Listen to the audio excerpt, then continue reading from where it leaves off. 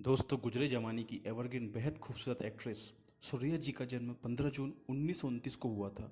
ये अपने माँ बाप की एकमात्र इकलौती संतान थी। अभिनेत्री होने के साथ साथ वो एक गायिका भी थी।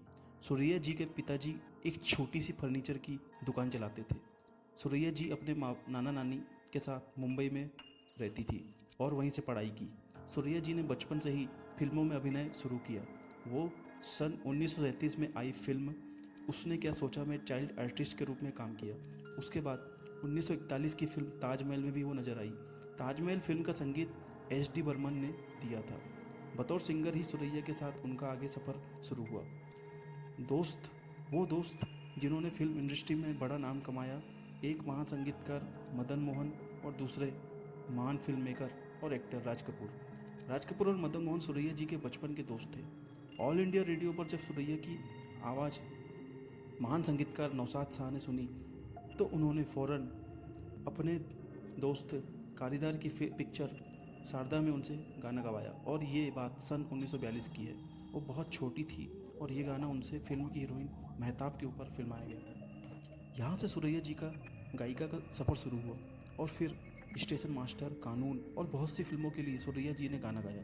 इसी बीच कुछ समय बाद सुरैया की मुलाकात उस जमाने के न्यू कमर एक्टर देवानंद से हुई। उस समय सुरैया जी का नाम काफ़ी आगे बढ़ गया था।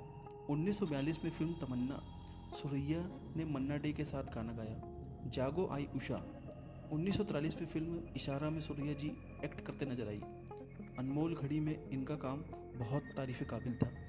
उस दौर की कोई भी हीरोइन इनसे आगे नहीं थी। ये बात भी प्रसिद्ध है कि उस जमाने में देवानंद, दिलीप कुमार, राज कपूर सुरैया जी से थोड़े पीछे रहे। उस जमाने में सुरैया जी फिल्मों के एक्ट करने की फीस लाखों रुपए लेती थी, जो बाकी लोगों से ज़्यादा थी। सुरैया जी की देवानंद साहब के साथ केमिस्ट्री हटके थी। दोनों ने कुल 6 फिल्मों में काम किया। 1948 में विद्या, 1949 में जीत, 1949 में शायर, 1950 में अफसर, 1950 की एक और फिल्म थी नीली। फिल्में उतनी कामयाब नहीं हो पा रही थी, पर दोनों का प्यार कामयाब हो रहा था, क्योंकि सुरैया जी की नानी नहीं चाहती थी कि ये केमिस्ट्री आगे बढ़े, इसलिए उन्होंने दोनों की शादी होने नहीं दी। और देवानंद और सुरैया जी की आखिरी मुलाकात दर्द भरी रही।